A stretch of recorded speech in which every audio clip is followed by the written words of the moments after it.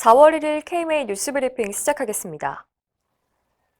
최재집 대한의사협회장은 코로나 의료진에 대한 처우 개선 없이는 올해 집단 면역 달성은 실패할 거라고 지적했습니다. 최 회장은 기자회견에서 그동안 의료계는 백신 접종 사업의 성공을 위해 모든 역량을 투입하고 있으나 접종의 주체인 의료인의 안전과 처우에 대한 정부의 고민을 찾아볼 수 없다고 비판했습니다. 특히 전국 250개 접종센터에 근무할 의사 인력 확보에 어려움을 겪고 있다면서 이는 적정 수준에 크게 못 미치는 보상 때문이라고 강조했습니다.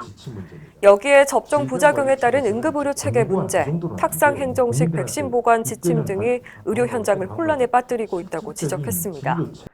최 회장은 이런 상황이라면 올해는 고사하고 내년 상반기에 접종이 완료돼도 기적이라며 의료인에 대한 실질적인 처우 개선과 보호 대책을 마련하라고 촉구했습니다. 한편 코로나19 신규 확진자가 500명대로 늘어나고 20에서 30%대에 머물던 비수도권 확진자 비율이 40%대로 급상하는 등 전국적인 확산세가 심상치 않습니다. 코로나19로 배달 음식을 이용하는 국민이 크게 늘면서 배달 음식의 위생과 영양에 대한 점검이 필요하다는 지적이 나왔습니다. 어제 대한의사협회와 한국소비자단체협의회 공동주최로 열린 토론회에서 나온 자료에 따르면 최근 1년간 우리나라 국민 10명 중 3명은 일주일에 한두 번씩 배달 음식을 이용하는데 신속한 배달과 맛에 대한 선호도가 영양이나 위생보다 높은 걸로 나타났습니다. 이정수 한국소비자단체 사무총장은 배달 음식의 위생 상태와 음식의 성분, 영양 정보를 의무적으로 표시하도록 제도 개선이 필요하다고 지적했습니다.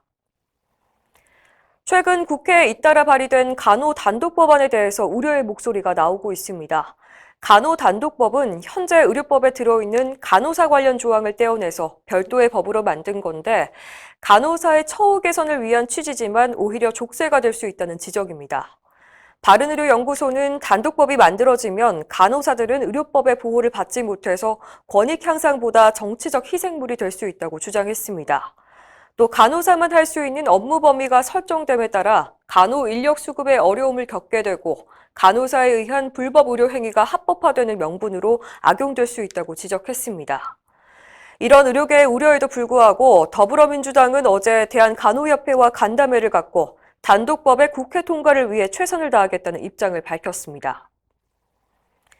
이필수 제41대 의협회장 당선인은 취임 후 가장 먼저 이행할 공약으로 회원의 권익 보호를 꼽았습니다. 이 당선인은 최근 기자회견에서 가장 시급한 사안은 의사면허 결격 사유 확대를 담은 의료법 개정안이라며 이 법안을 반드시 저지해 선량한 다수 회원이 피해를 보지 않도록 하겠다고 강조했습니다. 또 전국 16개 시도의사회장단과 협력 관계를 통해서 내부의 화합과 단결을 이끌고 5월 취임 직후 시작되는 수가 협상에도 만반의 준비를 하겠다고 밝혔습니다. 한편 이 당선인은 의협회장직 인수위원장에 이상훈 전 의협부회장, 인수위 간사에는 우봉식 원장을 각각 선임했는데요. 최근 전임 의협회장들을 잇따라 만나서 조언을 구하는 등 활발한 움직임을 이어가고 있습니다. 의협 산하 전국 16개 시도의사회 신임 회장과 의장 선출이 마무리되고 있습니다. 전라북도 의사회 신임 의장에는 엄철 대의원이 당선됐습니다. 엄신임 의장은 전북의대를 졸업하고 현재 전북의대 산부인과 교수를 맡고 있습니다. 경상북도 의사회는 이우석 회장과 장유석 대의원의 의장을 선출했는데요. 이 회장은 포항시 의사회장과 경북의사회 봉사단장을, 장 의장은 경산시 의사회장, 경북의사회 부회장을 지냈습니다. 또 충청남도 의사회 신임 회장에는 박보연 회원, 대의원의 의장에는 이승주 회원이 각각 당선됐습니다. 두 사람 모두 천안시 의사회에서 이사와 부회장을 역임했습니다. 이상으로 뉴스브리핑을 마칩니다. 자세한 사항은 의협신문을 참고하시길 바랍니다.